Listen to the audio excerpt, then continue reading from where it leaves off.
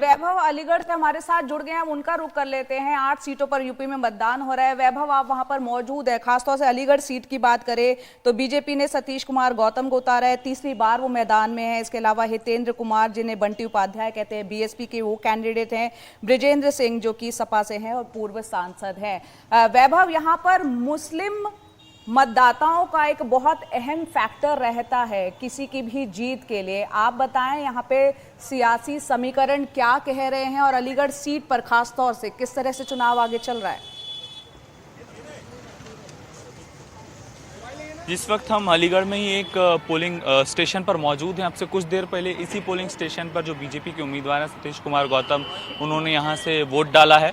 और अगर स्थानीय मुद्दों की बात करें अलीगढ़ में, तो यहाँ पर एक जो लोकल मुद्दे हैं वो कुछ जो यहाँ के ताला कारोबारी उनसे जुड़े मुद्दे हैं। इसके अलावा स्थानीय स्तर पर जो राजनीतिक समीकरण है वो काफ़ी दिलचस्प है। तकरीबन 2.5 लाख के आसपास यहाँ मुस्लिम पॉपुलेशन है और करीब 2.5 लाख के आसपास ही ब्राह्मण एक तरह से पॉपुलेशन है।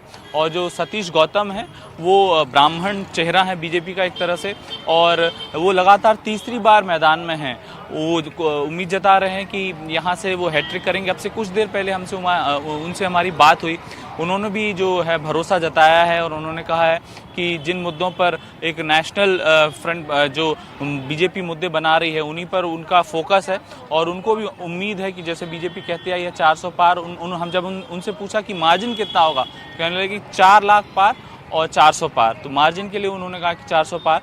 स्थानीय रूप से सपा और इंडिया अलायंस की तरफ से बृजेंद्र सिंह को टिकट दिया गया है, वो यहाँ से चुनावी मैदान में। वहीं पर बसपा की तरफ से भी ब्राह्मण चेहरे को उतारा गया है। तो इस सीट पर एक तरह से ब्राह्मण चेहरा एक इंटरेस्टिंग फैक्टर है जिसको देखना होगा कि आगे नतीजों में कैसे बदलता है। अगर वोटिंग टर्नआउट की बात करें, ठीक है वैभव, आप नजर रखिए, खासकर वोटर्स पे नजर रखिए। और इलेक्शन कमीशन के जो दावे थे कि मतदाताओं को दिक्कत ना हो इस गर्मी में, उसको लेकर कितनी मुस्तैदी है, उस पर भी आपसे अपडेट लेते रहेंगे।